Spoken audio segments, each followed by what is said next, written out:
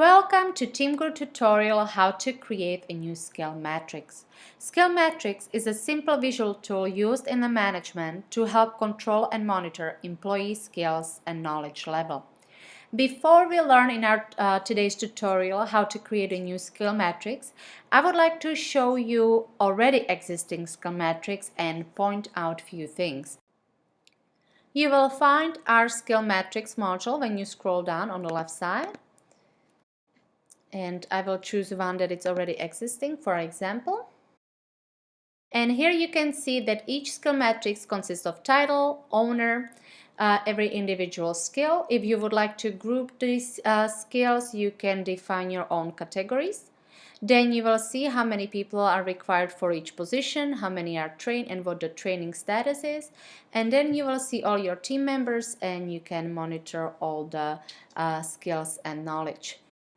And the reason why I'm showing you skill matrix first, before we are able to create a new skill matrix, we first have to establish in the system our skill levels and skills. We also have an option to create skill groups and job roles, but those are optional. So let's select skill levels from our skill matrix module submenu.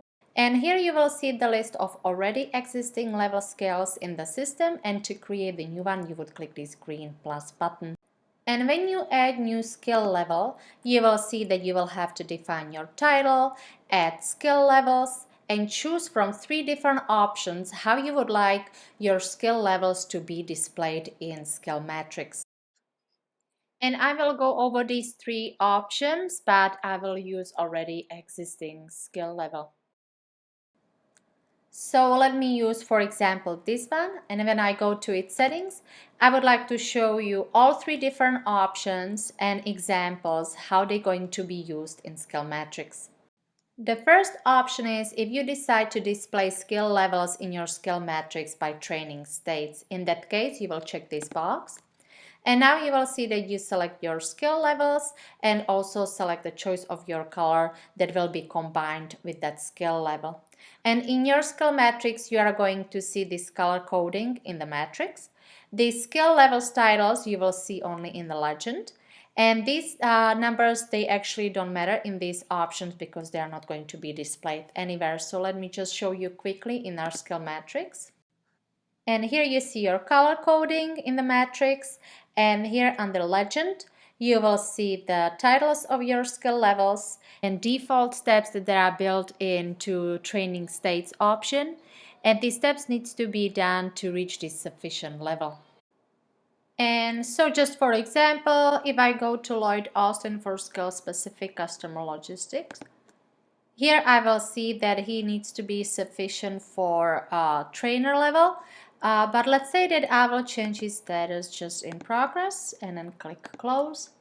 So now you will see that he's in progress to level trainer.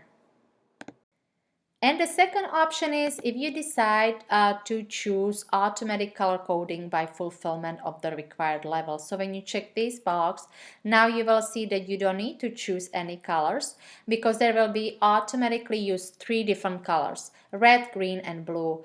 Green is when you reach the sufficient level, red if you don't, and blue is if you are above the sufficient level. So here you will select your skill levels, and here I would like to point out these numbers don't determine the orders of your skill levels. You will be defining the orders of your skill levels just by dragging and dropping your levels. So in this case, if I would do that, trainer is lower level than qualified. But in our case, we would like trainer to be the highest level and qualified the lowest level. So let's go to our skill matrix. And here in the legend, you will see your skill levels, you will see the color coding that is used in this skill matrix. And you will be also able to see right away the numbers of level that they are required for that specific skill. You will see that since I'm green, I already reached that sufficient level, but Austin Lloyd hasn't yet. So there is a little slight change inside of the skill card also. So when I click in it, now you will see that you are not choosing the status right under all those requirements, but it will be in the right upper corner. And here you will see that it tells you which role is sufficient for him. So if I change it to trainer sufficient and I close it, now you will see that the color has changed and he has reached the sufficient level also. And with the third option, when you decide not to check either one of these boxes, you will see that you have to select colors. Again, your skill levels and numbers.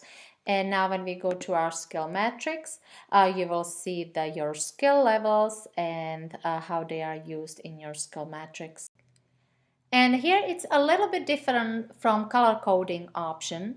Here you will see that before you select any level achieved, you will be able to see what level is required for each person, each position and skill. But once you select any level achieved, like right here, from here I'm not able to tell if these people reach that sufficient level. Let me just show you what I mean by that. Right now I can see that Lloyd Austin, for this specific skill, he's required to reach level 2 trainer. But when I click in it, and here once again in the right upper corner it will tell me the sufficient level is trainer. Let's say that I will choose level achieved qualified and I go back. Now I see that he is qualified, but when I'm just looking at it, it's not going to tell me if it's the sufficient role unless I check the train numbers, or I will hover over the cell and it will tell me what level is actually required. And that's all for going over our skill levels. And before we move on and learn how to create skills, I would like to show you how to set up skill groups in the system, since it is very simple. So let's just click on the skill matrix module on skill groups. Here you will see the list of already existing skill groups. And if you need to create a new one, please click on our green plus button in the right upper corner. And here you see that settings is basic, very simple. You will just choose your title, and this is optional. You also have an option to select already existing skills from the system that belongs to this skill group. But you will have that option also to choose the skill groups once you create the individual skills. And I will show you that when we create the skills. And once you are done, you just click Save and Return button. So now let's learn how we can create our individual skills. So when we go to our skill matrix module, please select skills. Here you will see the list of already existing skills, and if you need to create the new one, please click on the green plus button in the right upper corner. And here you will be able to define your skills. Here you have to choose your skill title, owner of your skill definition. From drop down menu you choose the name. You can also choose your skill group that we just learned about. Once again, it's from drop down menu. You can specify all the skill details right here, and then you select your level range. We learn how to create our skill levels, so we'll have to choose from the ones that they are already created in the system. After you are done with your skill basic settings and you save it, you will be able to continue with additional settings. For this tutorial, I'm using already existing skill. Here you see all the basic settings we have just learned about. One thing that you might notice that we have one extra level that we have to choose. And since we are set on scale level number 1, we have an option to choose either level qualified or trainer. This acceptable level is important for our skill metrics for the training status, which is based on this level. And after we select it, we can go ahead and choose our qualification requirements. Under the qualification requirements, you will choose from drop-down menu the skill level. And here you can enter requirements that are needed to reach this qualified level of each skill. You can see that you can add as many requirements as you want to. You can also add documents. Let's say that you want employee to be certified and that employee needs to read a certain document. Then you can go ahead and you can create and save documents in our documents module, and then from drop down menu you choose the document. This document will be linked directly to your skill matrix. You can also remove level, remove requirements, or remove documents, and you can also add skill levels. Once you are done with all your settings, you can just scroll all the way up and click our Save and Return button. And now after you create all the skill groups and skills you need for your matrix, we can finally go ahead and create a new skill matrix. To create a new skill matrix, please click on a skill matrix module and then from drop down menu choose skill matrix. Here you will see the matrices that are already created, and to create the new one you have to select the side where you would like to create your skill matrix and then click on the green plus button in the right upper corner. And here we are in the skill matrix definition where you choose the title of your skill matrix, the leader of your skill matrix from drop down menu. You can choose if you would like to share this skill matrix with public or only with invited users. When you click on it, then you will have a field where you can choose all the users. Then we will see skill matrix definition tab. Here you select your location from drop down menu. And here you have to choose if you want to define your skill matrix by list of skills and by job roles. First, we will learn how to create a skill matrix by list of skills, and then later in our video tutorial we will also create skill matrix defined by job roles. And here I would like to mention just shortly, since we are going to learn about it through this video tutorial, what is the main difference between the skill matrix that is defined by a list of skills and job roles. List of skills, you have an option to choose one acceptable level per skill, that it will be the same for all your employees in the skill matrix. However, job roles, you have an option to predefine job roles in the system, and each position can be set up with different set of skills, and each skill can have a different required level for that job position. And the other main difference is if you need to add a new skill to your skill matrix. With job roles, you just have to add that skill for that job position, and then it will be automatically reflected and displayed in all the skill matrices that they are using the same set of skills. List of skills, you would have to update every skill matrix separately and individually, change the settings and add that new skill. So let's learn how we can create skill matrix by list of skills first. So after you define all your basic settings, you click define skill matrix by list of skills. And here you add all your skills that you just created for your skill matrix or they are already existing in the system. And you will select all your employees, all your team members that you would like to monitor in your skill matrix. Once you are done with all these settings, you just go ahead and click Save and View button. And here's the example of skill matrix settings, all the basic settings we just talked about. The only one thing I haven't mentioned, you will have to select the number of people required to be trained for the specific skill or position, and you just enter them into each field. And once you're done with all that setting, when you click on Save and View button, it takes you to your skill matrix.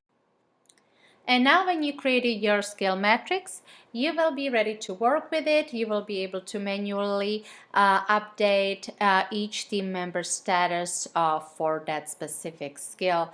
You just have to click into the field. And now you will see employee training record. Employee training record includes employee's name, skill title, all the details of the skill, also the two levels, qualified and trainer. It includes all the requirements that are needed to reach that specific level for that particular skill. You can see that he's still missing one requirement, and if we want to change the status, we just have to click in this box. From the drop-down menu, you have to change the status from these options below. You might have noticed that date and approved by has fill out automatically. Next field is designated for expiration. Let's say that you have some skills that you need to be retrained annually, and if it's the case, you just need to choose your expiration date. Once you choose your expiration date and your skill expires, you will see in your skill matrix a red triangle that will indicate the skill requirement validity expired. The same goes to documents. I have shown you earlier that each requirement can be linked with a document in TeamGuru system. And if it is, then it will show right here. This document is red highlighted, which means that Rudy Davids needs to read this document. And then you will see that in a skill matrix also. It will indicate a red triangle, which means that this employee needs to get familiar with the document or its new version. When Rudy reads the document, then you can just check this box. It will be highlighted blue and the red triangle will disappear from the skill matrix. You can also add notes. You can view the history, whatever changes were made to this employee training record. You can export this training record into the PDF file. Or you can even archive it. Let's say that your employee is no longer with the company, but you want to keep it in your records, then you can just archive this employee training record. And you can also add attachments. Let's say that you have some certificates that you would like to be included, and in that case you can just attach it when you scroll down on the employee training record. And now we are ready to actually set up our job roles in the system. So under Skill Matrix module, from the submenu, choose Job Roles. And here you will see that you have either option to create a new job role by clicking this green plus button in the right upper corner, or here you will see the list of already existing positions. Let's open this already existing position and check its settings. So when I click Edit Pencil, now you will see that you first have to create a title for your job role and add as many skills as you need to by clicking this green plus button. And then here you will see that you will have to choose your skill and required level. And these skills and skill levels are the ones that they need to be first created in a system, so you will be able to select them from the submenu. And once you make your selection, then you go ahead and click Save and Return button. And now we are ready to create our skill matrix that is defined by job roles. When you go to Skill Matrix module on the left side, choose Skill Matrix. And now you will have to select the folder where you would like to create your skill matrix and then click green plus button in the right upper corner. And after you complete all the details, location, you will see that you have an option to choose if you would like to define your skill matrix by list of skills or by job roles. So I'm just going to click on job roles. And now you are ready to add as many positions, job roles for your skill matrix by clicking this green plus button. And when I click on it, you will see that you can choose the job role from the submenu. And those job roles are the ones that they are created in the system. So far we have only 2 created in the system, so I will choose this one. And here you will choose the number of people that they are required to fulfill the skill for that particular position. And you will choose employees from the submenu. And after you add all the roles for your skill matrix, then you just scroll all the way up and click Save and View button. And here is our skill matrix. Here you see all the skills that they are selected for all of our positions used in this particular skill matrix. Here you will see required number of employees that they need to reach the sufficient level to be considered trained, and then you will see the training status. You are already familiar with the legend. And also when you hover over our cells, it will tell you what level is required. When there is an empty cell, it will also tell you skill is not required. And before we finish, I would like to show you one more feature. And when we go to our skill matrix settings, click Edit Pencil. Let's say that we've decided to change the number of required employees for this position to 2. But at the moment, we know only one specific employee who needs to get trained, and we don't know the second one yet. It's okay, we can still set it up this way. And when we click Save and View button, you will see that in your skill matrix there is a gap to be filled now. And once you decide who needs to get trained, you can just go ahead and complete it. But in the meantime, you will see that the skill matrix, the system is still taking it into account and changing the calculations, even though that you don't know the name of the specific employee yet. So we went over the basics for the skill matrix, but I would like to also show you that you have options to choose a different views how you want to work with your skill matrix. So this is the basic overview of your skill matrix. But when you go to your skill matrix module, and then from drop down menu you can choose also people, and here you will see the list of all your employees that they are included in any skill matrix that was created in your company, and a number of their skills, their training status, and also what skill matrix they are included in. And when you click on an employee, it will bring up that employee skill card. This is great for leadership, for managers.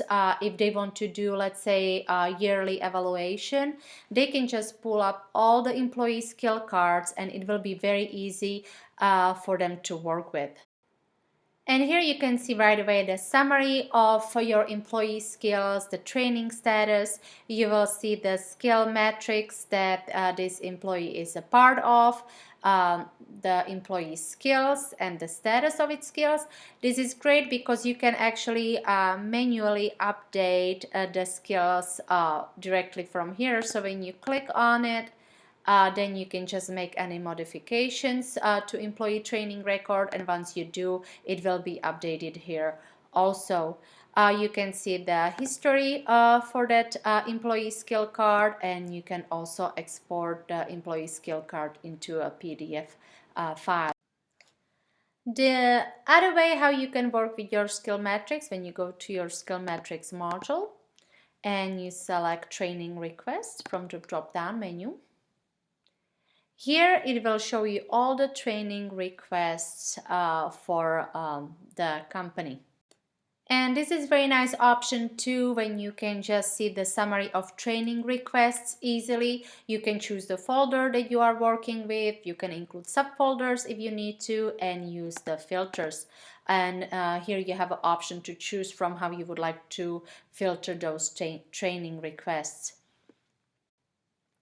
And the next option is if you would choose from skill matrix module from drop down menu skills, you will see the list of all the skills, and if you click on any of these skills, it will give you the overview of that skill as details, qualified requirements, and so on. This one is great for managers if they need to replace any of their employees. One of their employees is leaving the company or needs to go on a sick leave.